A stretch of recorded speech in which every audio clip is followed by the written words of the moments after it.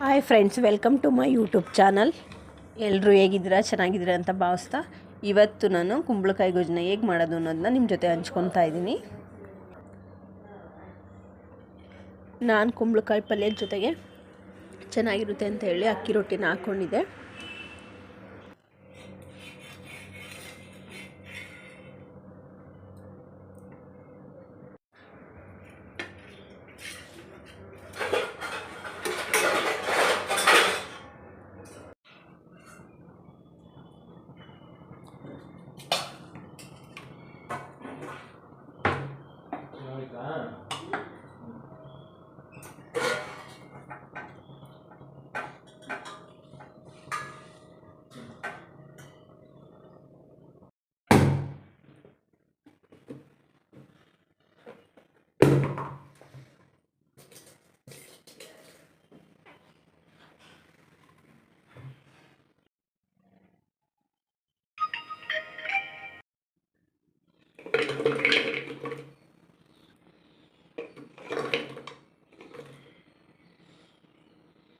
ಕುಂಬಳಕಾಯಿನ ಈ ರೀತಿ ಕಟ್ ಮಾಡಿಕೊಂಡು ಒಂದು ಪಾತ್ರೆಗೆ ಹಾಕ್ಕೊಂಡಿದ್ದೀನಿ.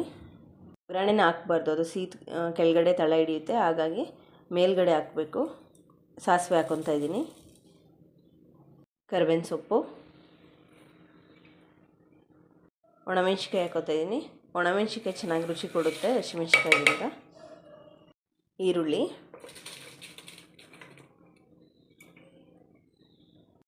ಕಲ್ಲುಪ್ಪು ಹಾಕ್ಕೊತಾ ಇದ್ದೀನಿ.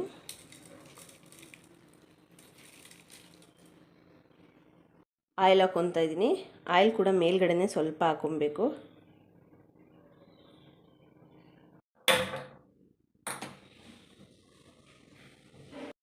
ಇವಾಗ ಕುಕ್ಕರ್ನ ಇಡ್ತಾ ಇದ್ದೀನಿ. ನೀರೇನು ಸೇರಿಸೋದೇನು ಬೇಡ, ಕುಂಬಳಕಾಯಿ ನೀರು ಬಿಡುತ್ತೆ.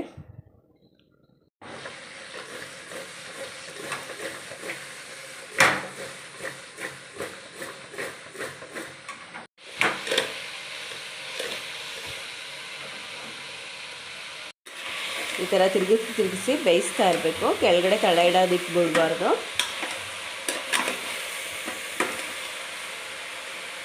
ಈ ರೀತಿ ಬೇಯ್ತಾ ಇದೆ, ಅದರಲ್ಲೇ ನೀರು ಬಿಡ್ತಾ ಇರುತ್ತೆ.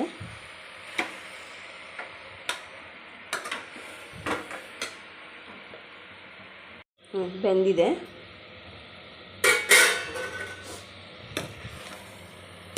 ಫುಲ್ಲು ಈ ರೀತಿ ರೆಡಿಯಾಗಿದೆ. ಲಾಸ್ಟಲ್ಲಿ ನಾವು ಹಸಿ ಕೊಬ್ಬರಿನ ಹಾಕೊಳ್ಳೋಣ.